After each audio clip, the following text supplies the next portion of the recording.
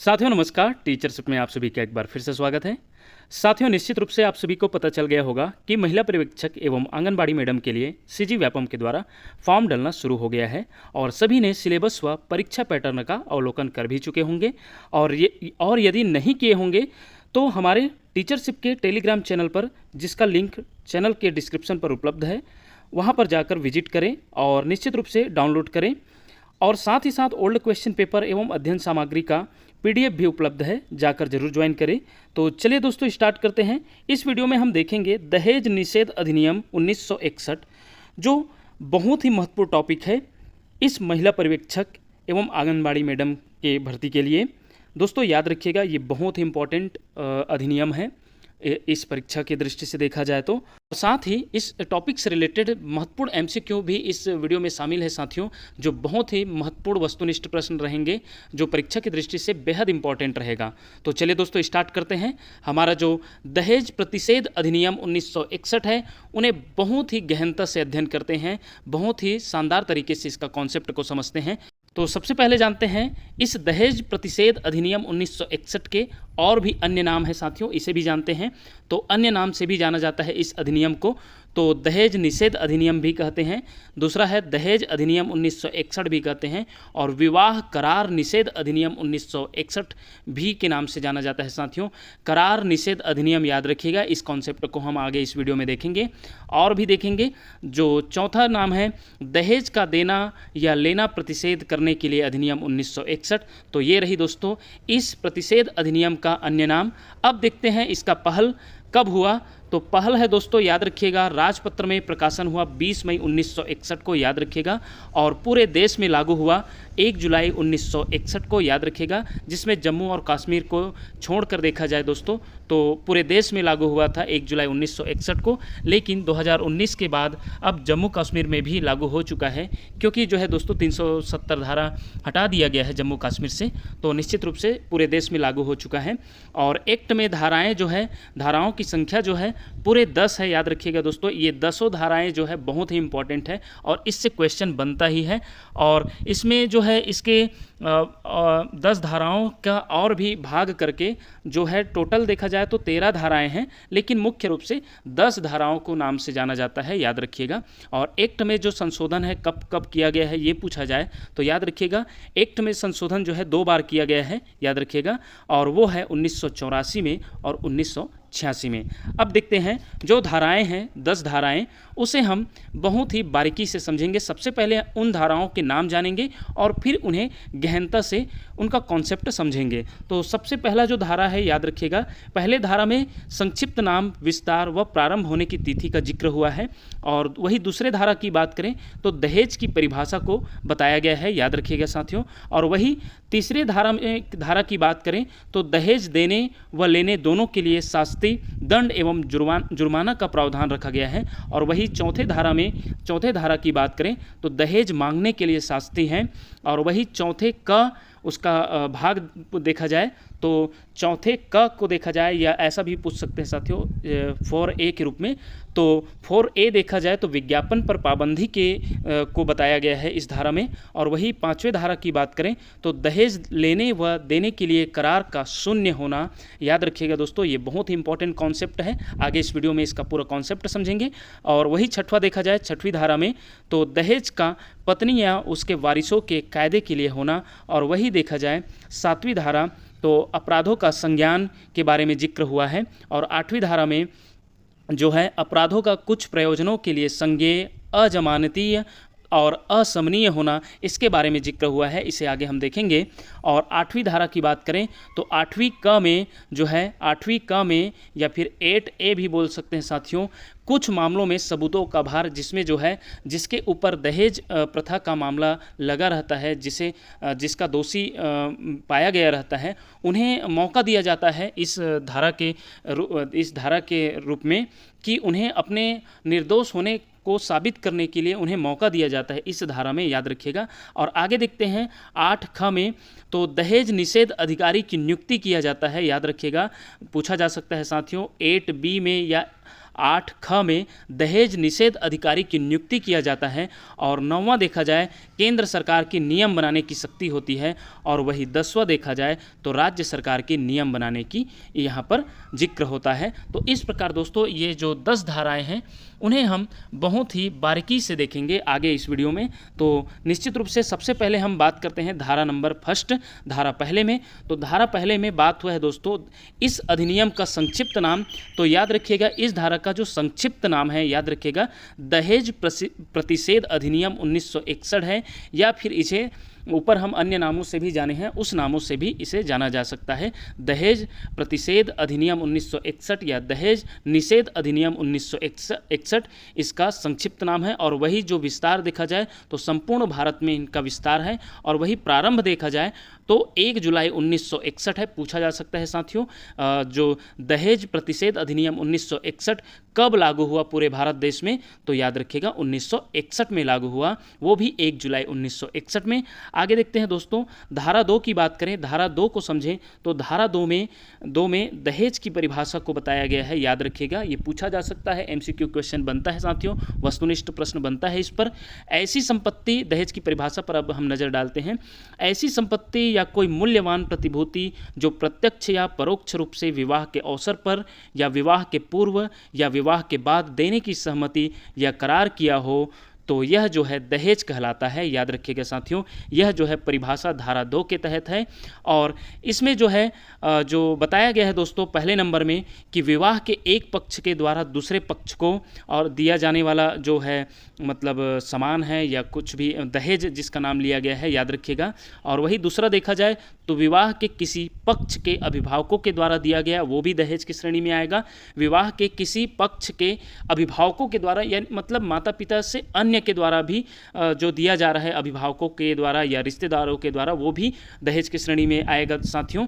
और तीसरी जो देखा जाए तो विवाह के किसी पक्ष के किसी व्यक्ति द्वारा अन्य व्यक्तियों के द्वारा भी यदि इस प्रकार का कोई दिया जाता है तो उसे भी दहेज की श्रेणी में रखा गया है, दहेज की परिभाषा के अंतर्गत रखा गया है। याद रखिएगा। अब हम जानते हैं धारा 2 के अंतर्गत कि किन्हें जो है दहेज की श्रेणी में नहीं रखा गया है। ये बहुत ही इंपॉर्टेंट है साथियों, पूछा जा सकता है कि इसमें जो है मेहर की रकम शामिल नहीं होती अगर व्यक्ति पर मुस्लिम पर्सनल लॉ शरीयत लागू हुआ है। याद रखिएगा मेहर जो है मुस्लिम समुदाय के लिए उपयोग होने वाला एक रस्म है साथियों, जो मेहर की रकम शामिल नहीं होती बोला गया है, क्योंकि मुस्लिम पर्सनल लॉ के हिसाब से शरीयत जो बोला जाता है उसमें लागू हुआ है। तो निश्चित रूप से इसमें जो है इस दहेज प्रतिषेध अधिनियम लागू नहीं हुआ है। याद रखिएगा इसके लिए वो दहेज नहीं कहा जा सकता। याद रखिएगा इस पर किसी प्रकार का कोई इस पर कार्यवाही नहीं होगी मेहर की रकम पर। याद रखिएगा इसको भी। और वही देखा जाए तो दहेज से संबंधित परिस्थितियां कौन कौन सी हो सकती है, तो विवाह से पूर्व भी लिया जा सकता है या विवाह के अवसर पर समय उसी समय पर भी, और विवाह के बाद जो लिया जाएगा वो भी दहेज की श्रेणी में आ जाएगा। ये बताया गया है धारा 2 के अंतर्गत। इतनी बातें हैं साथियों, याद रखिएगा। अब हम देखेंगे धारा 3 के तहत। तो धारा 3 के तहत बताया गया है साथियों कि दहेज लेने व देने के लिए शास्ति दंड एवं जुर्माना, यह जो है दहेज धारा 3 का जो है महत्वपूर्ण जो लाइन है, याद रखिएगा। और इसमें जो देखा जाए तो यदि कोई व्यक्ति इस अधिनियम के प्रारंभ के पश्चात दहेज लेगा या देगा या ऐसा दुष्प्रेरित करेगा, या साथियों इसको समझिएगा, इसमें जो है देने वाला भी और लेने वाला भी दोनों दंड के भागी होंगे। और साथ ही साथ इसके लिए कोई प्रेरित करने वाला भी रहते हैं, जैसे कि मीडिएटर रहते हैं, शादी लगाने वाले जो मीडिएटर रहते हैं उनके द्वारा भी अगर दुष्प्रेरित किया जाता है तो वो भी दंड के भागी होंगे, ये बताया गया है। अथवा सहयोग करेगा वो भी, ये सब दंड के भागी होंगे। याद रखिएगा धारा 3 के तहत। और वही दंड क्या होगा वो भी सुन लीजिए साथियों, न्यूनतम 5 वर्ष का कारावास, और वही जुर्माना देखा जाए तो 15,000 रुपए या दहेज के मूल्य की रकम जो भी अधिक हो। याद रखिएगा साथियों यहाँ पर बताया गया है कि जुर्माना जो है 15,000 तक रहेगा, या फिर दहेज के मूल्य की जो रकम होगी जो भी होगी, जो दहेज के मूल्य की रकम होगी उसमें जो अधिक होगी उसको जो है जुर्माना के रूप में लिया जाएगा, याद रखिएगा। अब उसमें हम देखेंगे नोट बिंदु में, तो दहेज के अंतर्गत नहीं आता उसे बताया जा रहा है। तो ऐसे उपहार एवं भेंट जो बिना मांग के दी जाती है वो जो है उपहार की श्रेणी में आता है, दहेज के अंतर्गत नहीं आता, याद रखिएगा। और उसे भी समझते हैं। तो स्त्री धन जो है दोस्तों जो दहेज की श्रेणी में नहीं आता। तो स्त्री धन क्या है? शादी के वक्त जो उपहार व जेवर वधू को दिए जाते हैं वे स्त्री धन कहलाते हैं। तथा वर व वधू कॉमन उपयोग की वस्तुएं, वर और वधू के लिए जो कॉमन उपयोग की वस्तुएं दी जाती है जैसे टीवी, फ्रिज, फर्नीचर आदि स्त्री धन के अंतर्गत आते हैं। ये सब ईटीसी जितने भी मतलब उपहार के स्वरूप दिया जाता है साथियों, वो जो है दहेज में नहीं आता और उस पर किसी प्रकार का कार्यवाही नहीं होगा। और उपहार देखा जाए तो उपहार जो है लड़की शादी में जो सामान लेकर आती है तथा पति या पति के रिश्तेदारों द्वारा प्रदान की गई वस्तुएं उपहार की श्रेणी में आती है, याद रखिएगा साथियों। लड़की जो है अपने शादी में जो मायके से सामान लेकर आती है जेवर के रूप में या कुछ भी सामान लेकर आती है, और या फिर लड़कों की तरफ से जो भी सामान दिया जाता है उपहार की श्रेणी में, वो बिल्कुल भी दहेज की श्रेणी में नहीं आता, याद रखिएगा साथियों। इसमें जो महत्वपूर्ण चीज़ है, आपने देखा भी होगा कि कहीं पर अगर आप शादी अटेंड किए होंगे तो जब उपहार देते हैं तो उपहार देने का लिस्टिंग किया जाता है। तो लिस्टिंग जो है दोस्तों ऐसे ही नहीं किया जाता, वो नियम के अंदर है। तो याद रखिएगा जो भी उपहार या भेंट दी गई हैं उनको सूचीबद्ध करना आवश्यक होता है इस अधिनियम के तहत, याद रखिएगा साथियों। इसे जो है पहले बार जब संशोधन हुआ 1984 में तो इसे जोड़ा गया था, याद रखिएगा साथियों। और साथियों अब यहाँ पर एक मन में आप लोग के सवाल उठ रहा होगा कि ये सब तो उपहार बोला जा रहा है तो फिर दहेज क्या है? तो साथियों याद रखिएगा यदि हम इन सामानों का भी मांग करते हैं, मतलब डिमांड करते हैं, चाहे वो टीवी, फ्रिज, कूलर या साइकिल, मोटरसाइकिल जो भी यदि डिमांड किया जाता है तो वो दहेज की श्रेणी में आ जाएगा। लेकिन ये वही अगर बिना डिमांड किए या फिर वो उपहार के स्वरूप दिया जाता है तो निश्चित रूप से वो दहेज की श्रेणी में नहीं आएगा, याद रखिएगा साथियों। अब आगे हम बढ़ते हैं धारा 4 की तरफ। तो धारा 4 में बताया जाएगा साथियों कि दहेज मांगने के लिए शास्ति, इसमें साथियों देखिएगा इससे पहले वाली धारा में दहेज लेने और देने दोनों की बात हुई थी, जबकि यहाँ पर सिर्फ धारा 4 में दहेज मांगने के लिए बात हो रही है, अर्थात मांगने पर दंड व जुर्माना हुआ जा रहा है। इससे महत्वपूर्ण एमसीक्यू भी बनता है साथियों, आगे हम इस वीडियो में देखेंगे भी। यदि कोई व्यक्ति यथास्थिति वर व वधू के माता पिता, अभिभावक, संरक्षक या अन्य नातेदार से दहेज की मांग करेगा वह दंड का भागी होगा, याद रखिएगा साथियों। इसमें यदि कोई व्यक्ति जो है यथा स्थिति जो है वर व वधू के माता पिता, अभिभावक, संरक्षक या किसी भी रिश्तेदार के द्वारा, याद रखिएगा साथियों, दहेज की मांग करेगा वह दंड का भागी होगा। मांगने पर साथियों, मांगने पर जो यूज हुआ है वो धारा 4 के अंतर्गत हुआ है, और जबकि लेने और देने दोनों जो है धारा 3 पर दिया गया है। और इसमें जो दंड का प्रावधान है, याद रखिएगा दंड का प्रावधान है इस धारा के अंतर्गत वो न्यूनतम 6 माह का कारावास है, जबकि अधिकतम 2 वर्ष का कारावास हो सकता है। और जुर्माना जो है दोस्तों 10,000 रुपये तक जुर्माना हो सकता है, याद रखिएगा। इस धारा के अंतर्गत जो है 10,000 रुपये तक जुर्माना लिया जा सकता है। आगे देखते हैं धारा क के अंतर्गत विज्ञापन पर पाबंदी। साथियों याद रखिएगा ये बहुत ही इंपॉर्टेंट है, विज्ञापन पर पाबंदी। और विज्ञापन पर पाबंदी क्या है उसे भी समझते हैं।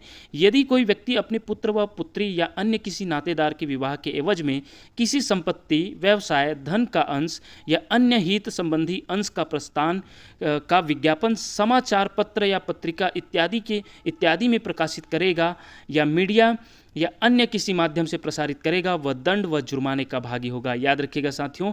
इसमें जो है जैसे कि विज्ञापन के माध्यम से भी ये बोला जाएगा कि मतलब मेरी बिटिया के लिए मतलब वर चाहिए, उन्हें ये दिया जाएगा वो दिया जाएगा, तो ये भी मतलब इस पर भी पाबंदी है। और लड़कों के द्वारा भी ये मांग है, जो भी मतलब इस प्रकार के विज्ञापन दिया जाएगा वो निश्चित रूप से उस पर कार्रवाई होगी दोस्तों। इस प्रकार इस जो विज्ञापन पर पाबंदी की बात हुई है वो धारा 4 क में हुई है, याद रखिएगा, ये बहुत ही इंपॉर्टेंट है साथियों।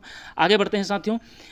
तथा यदि कोई व्यक्ति या संस्था इस प्रकार के विज्ञापन का प्रकाशन या मुहित व परिचालित करेगा वह दंड व जुर्माने का भागी होगा। अर्थात दोस्तों न्यूज़पेपर या कोई भी मीडिया प्रभारी जो इस चीज़ को प्रकाशित करेगा या परिचालित करेगा वो भी दंड के भागी होंगे। ये भी इस जो धारा के अंतर्गत बताया गया है साथियों। अर्थात विज्ञापन देने वाले भी और विज्ञापन को प्रकाशित करने वाले दोनों दंड के भागी होंगे, जुर्माने का भागी होंगे, याद रखिएगा। और जो दंड का प्रावधान है इस धारा के अंतर्गत वो है न्यूनतम 6 माह का कारावास और अधिकतम जो है 5 वर्ष का कारावास और जुर्माना जो है 15,000 रुपये तक हो सकता है, ये बताया गया है इस धारा के अंतर्गत। और वही आगे बढ़ते हैं साथियों। धारा 5 देखा जाए तो दहेज लेने व देने के लिए करार का शून्य होना। साथियों याद रखिएगा, ये बहुत ही इम्पॉर्टेंट है। दहेज देने या लेने का समझौता शून्य होगा। दहेज लेने या देने का कोई भी समझौता अमान्य होगा। अर्थात जो शादी के पहले एग्रीमेंट हुआ रहता है उन लोग का कि दहेज इतना दिया जाएगा या लिया जाएगा, तो उन लोग का जो एग्रीमेंट होगा वो बिल्कुल रूप से अमान्य रहेगा। ये बोला जा रहा है इस धारा के अंतर्गत। उस पर किसी प्रकार के कोर्ट में जाने पर कोई कार्यवाही नहीं होगी कि हमने जो है शादी लगने के पहले जो है ये चीज़ मांगने देने का प्रावधान किए थे लड़की पक्ष से। तो ये सब चीज़ जो है दोस्तों बिल्कुल रूप से जीरो होगा, एग्रीमेंट जीरो होगा, अमान्य होगा, जब बल्कि इसके अंतर्गत कार्यवाही भी हो सकता है। और आगे जानते हैं साथियों, धारा 6 के अंतर्गत दहेज का पत्नी व उसके वारिसों के फायदे के लिए होना। तो अगर दहेज मिल चुका है तो इसके जो है दोस्तों दहेज जो है उसके वारिसों के फायदे के लिए होगा, ये बताया गया है। यदि कोई व्यक्ति विवाहिता के अतिरिक्त दहेज ग्रहण करता है, अर्थात विवाहिता के अतिरिक्त अर्थात घर वाले रिश्तेदार जो है उस दहेज को ग्रहण करते हैं, तो दहेज विवाह से पूर्व प्राप्त किया हो तो विवाह की तारीख से 3 माह के भीतर उस विवाहिता को देना होगा। याद रखिएगा साथियों, यदि कोई रिश्तेदार इस दहेज के जो सामान है उसको रखते हैं तो विवाह के जस्ट बाद 3 महीने के अंदर उस विवाहिता को मिलना चाहिए, ऐसा बताया गया है। और वही देखा जाए, यदि दहेज विवाह के अवसर या समय ग्रहण किया जाता है, अवसर पर या समय ग्रहण किया जाता है तो विवाह की तिथि से 3 माह के भीतर देय होगा, ये भी बताया गया है। और यदि दहेज उस समय ग्रहण किया जा रहा है, दहेज का जो सामान है उस समय ग्रहण किया जा रहा है जब स्त्री अल्प वयस्क थी, तो जब स्त्री 18 वर्ष की आयु पूर्ण कर लेगी तब 3 माह के भीतर दहेज उसे अंतरित किया जाएगा, दिया जाएगा, ये बोला जा रहा है साथियों।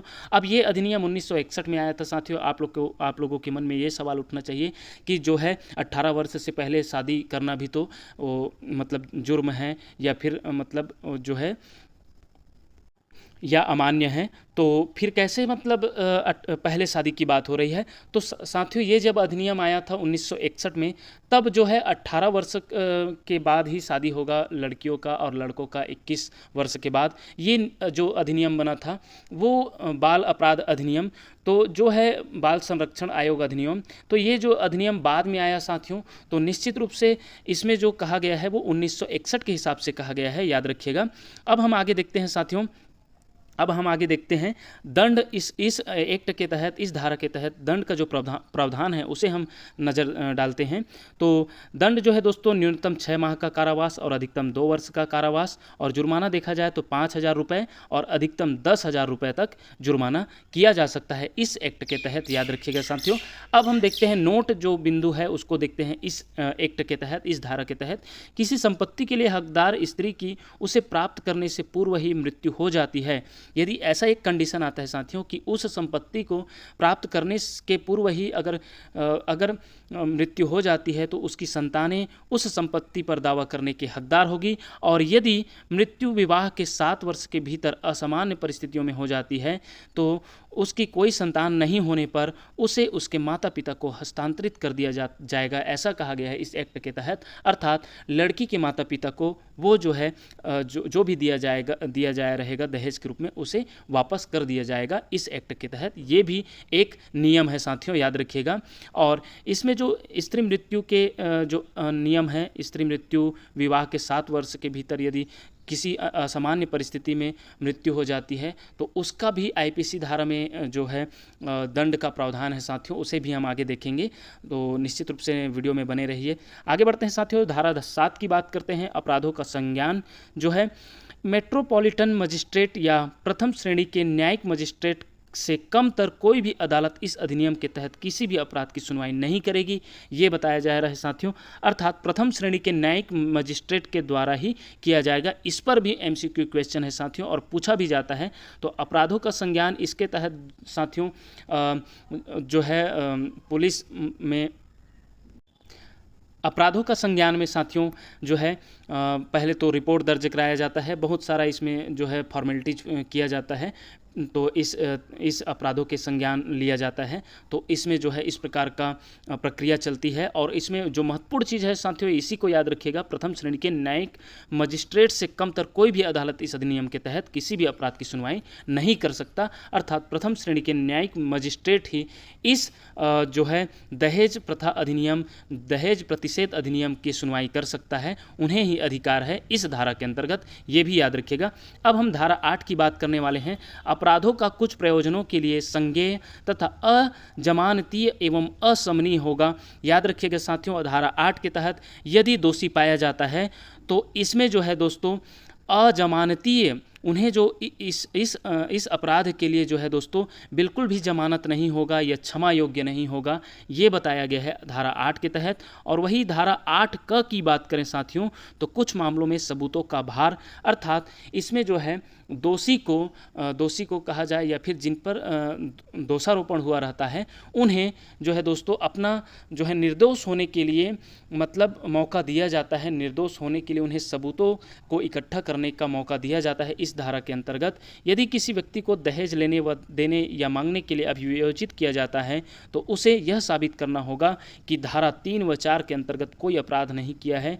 घटना की तारीख से शिकायत 1 वर्ष के अंदर दर्ज होना अनिवार्य है, ये भी प्रावधान है साथियों। अब वही 8 ख की बात करें, 8 अर्थात बी की बात करें, 8B की बात करें, तो राज्य सरकार द्वारा दहेज प्रतिषेध अधिकारियों की नियुक्ति का प्रावधान है। अर्थात राज्य सरकार का एक दायित्व बन जाएगा कि वो अधिकारियों की नियुक्ति करें और उस पर कार्यवाही करवाने के लिए जो है इसका प्रावधान है, याद रखिएगा साथियों। वही धारा 9 की बात करें तो राज्य सरकार द्वारा इस अधिनियम को कार्यान्वित करने के लिए नियम बनाने की शक्ति है। और वही धारा 10 की बात करें तो केंद्र सरकार द्वारा इस अधिनियम को कार्यान्वित करने के लिए नियम बनाने की शक्ति है। इस प्रकार साथियों हमने ये सभी 10 धाराओं को बहुत ही बारीकी से समझा, कॉन्सेप्ट को समझा। अब हम साथियों इस जो है प्रतिषेध अधिनियम है, दहेज प्रतिषेध अधिनियम, उस पर जो आईपीसी धारा लगता है उसको भी जान लेते हैं। याद रखिएगा साथियों, अब हम देखते हैं दहेज से संबंधित भारतीय दंड संहिता की धाराएं, आईपीसी एक्ट भी कहते हैं इसको।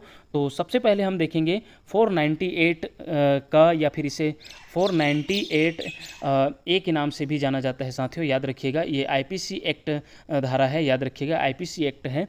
तो इसमें जो बताया जा रहा है साथियों, किसी स्त्री के पति या पति के नातेदारों द्वारा स्त्री के प्रति जो करता है निर्ममता एवं दहेज के लिए उत्पीड़न करता है, उसके लिए दंड का प्रावधान 3 वर्ष तक कारावास व प्लस जुर्माना भी है साथियों, याद रखिएगा। उस पर जो आईपीसी धारा लगता है वो 498 का है, याद रखिएगा। दहेज के लिए उत्पीड़न किया जाता है तो याद रखिएगा। और दूसरा जो आईपीसी एक्ट है 304 ख, या फिर इन्हें 304B के नाम से भी जाना जाता है साथियों, आईपीसी एक्ट 304B। इसमें जो है महत्वपूर्ण शब्द है दहेज मृत्यु। यदि विवाहिता की मृत्यु 7 वर्ष के भीतर असामान्य परिस्थितियों में हो जाती है तो भी दंड का प्रावधान है, याद रखिएगा साथियों। और वो जो दंड है न्यूनतम 7 वर्ष का कारावास और अधिकतम आजीवन कारावास हो सकता है, याद रखिएगा। और तीसरी जो आईपीसी एक्ट है 306, वो जो है दोस्तों दहेज उत्पीड़न से तंग आकर महिला द्वारा आत्महत्या करना या आत्महत्या करने के लिए दुष्प्रेरित करने वाले व्यक्ति के लिए दंड का प्रावधान है। और वो जो दंड है साथियों 10 वर्ष का कारावास व जुर्माना है, याद रखिएगा। अब हम देखेंगे साथियों इन सभी जो है प्रतिषेध अधिनियम के तहत जितने भी एमसीक्यू बन सकता है या उसका प्रारूप देखेंगे दोस्तों। इस पूरे कॉन्सेप्ट को यदि समझ गए हैं तो ये तो प्रारूप है साथियों, और ऐसे ही क्वेश्चन बनता भी है। ये बहुत ही इंपॉर्टेंट एमसीक्यू लिया गया है, लेकिन अगर इसके पूरे कॉन्सेप्ट को समझ गए हैं तो कैसे भी घुमा फिरा के एमसीक्यू देंगे वो बनेगा ही। तो सबसे पहला जो हम देखते हैं दहेज निषेध अधिनियम 1961 कब लागू हुआ, तो निश्चित रूप से दोस्तों आप सभी को मालूम हो चुका होगा कि 1 जुलाई 1961 को जो है दहेज निषेध अधिनियम लागू हुआ, याद रखिएगा।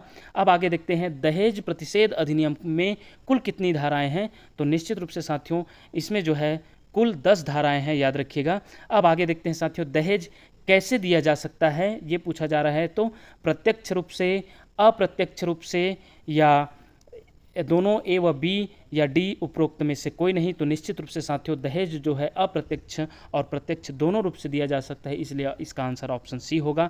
आगे बढ़ते हैं साथियों, दहेज का अर्थ या परिभाषा कौन सी धारा में बताई गई है? तो निश्चित रूप से दोस्तों दहेज का जो अर्थ है या परिभाषा जो है धारा 2 में बताई गई है। याद रखिएगा, दहेज प्रतिषेध अधिनियम के किस धारा के अंतर्गत विज्ञापन पर पाबंदी लगाई जा सकती है? तो ऊपर हम इन सभी धाराओं को भली भांति हम देख चुके हैं साथियों। तो निश्चित रूप से इसका जो आंसर होगा ऑप्शन सी होगा। धारा 4 क में दहेज प्रतिषेध अधिनियम के तहत विज्ञापन पर पाबंदी लगाई गई है। आगे देखते हैं साथियों, दहेज प्रतिषेध अधिनियम में अपराध का संज्ञान लिया जाएगा। ऑप्शन ए है मजिस्ट्रेट प्रथम श्रेणी, ऑप्शन बी है महानगर मजिस्ट्रेट, ऑप्शन सी है दोनों में से कोई भी, और ऑप्शन डी है सत्र न्यायालय। तो याद रखिएगा साथियों, इसमें जो उपर्युक्त ए और बी दोनों सही हैं, मजिस्ट्रेट प्रथम श्रेणी और महानगर मजिस्ट्रेट। तो निश्चित रूप से ऑप्शन सी इसका आंसर होगा। आगे बढ़ते हैं साथियों, दहेज प्रतिषेध अधिनियम 1961 की कौन सी धारा दहेज देने या लेने के समझौते को शून्य मानने से संबंधित है? तो याद रखिएगा साथियों, ये बहुत ही महत्वपूर्ण कॉन्सेप्ट है, इसको समझना बहुत जरूरी है और निश्चित रूप से भली भांति आप समझ भी चुके हैं वीडियो को, यदि पूरा बिना स्किप करते देखते आए होंगे। तो निश्चित रूप से साथियों अगर ऑप्शन ए देखते हैं तो दहेज निषेध अधिनियम 1961 की धारा 5 और दहेज निषेध अधिनियम 1961 की धारा 4, और वही सी देखा जाए तो दहेज निषेध अधिनियम 1961 की धारा 3 और देखा जाए दहेज निषेध अधिनियम 1961 की धारा 8। तो निश्चित रूप से दोस्तों इसमें जो ऑप्शन 5 है, ऑप्शन जो ए है धारा 5 की बात हो रही है, तो निश्चित रूप से इसका जो आंसर होगा ऑप्शन ए होगा। दहेज निषेध अधिनियम 1961 धारा 5 इसका आंसर है। याद रखिएगा साथियों। अब आगे देखते हैं साथियों, दहेज निषेध अधिनियम 1961 की कौन सी धारा दहेज लेने या देने पर दंड से संबंधित है? तो याद रखिएगा साथियों, निश्चित रूप से आप सभी को पता होगा कि दहेज लेने व देने पर दंड का जो प्रावधान है वो धारा 3 के तहत है। याद रखिएगा साथियों। तो निश्चित रूप से इसका जो आंसर होगा ऑप्शन सी होगा। आगे बढ़ते हैं, दहेज मांगने पर दंड दहेज निषेध अधिनियम 1961 की धारा खाली स्थान में प्रदान की जाती है। तो दहेज मांगने बस पर की बात होगी तो साथियों यह जो है ऑप्शन ए होगा इसका आंसर। दहेज मांगने पर दंड का जो प्रावधान है वो धारा 4 में बात की गई है। याद रखिएगा। और जबकि लेने और देने की जो बात हुई है वो धारा 3 की तहत बात हुई है। अब आगे बढ़ते हैं साथियों, दहेज लेने व देने तथा मांगने के लिए दंडनीय अपराध है बोला गया है। इसमें दोनों चीज़ बातें आ गई हैं साथियों, लेने व देने तथा मांगने के लिए दंडनीय अपराध है। तो निश्चित रूप से आप सभी को पता चल गया होगा कि ऑप्शन सी में इसमें दोनों की बात हो रही है, धारा 3 व 4 दोनों की बात हो रही है। तो निश्चित रूप से इसका जो आंसर होगा ऑप्शन सी होगा। इस प्रकार दोस्तों आज हमने इसमें जो है इस वीडियो में जो है दहेज प्रतिषेध अधिनियम का पूरा कॉन्सेप्ट समझा, MCQ क्वेश्चन किए। तो इस प्रकार दोस्तों आने वाले वीडियो में हम एक और अधिनियम जो महत्वपूर्ण अधिनियम है उस पर बात करेंगे। तो तब तक के लिए देखते रहिए आपका अपना चैनल टीचरशिप। PDF एवं पुराने क्वेश्चन पेपर के लिए टेलीग्राम का लिंक डिस्क्रिप्शन में उपलब्ध है साथियों, जरूर ज्वाइन करें। धन्यवाद साथियों।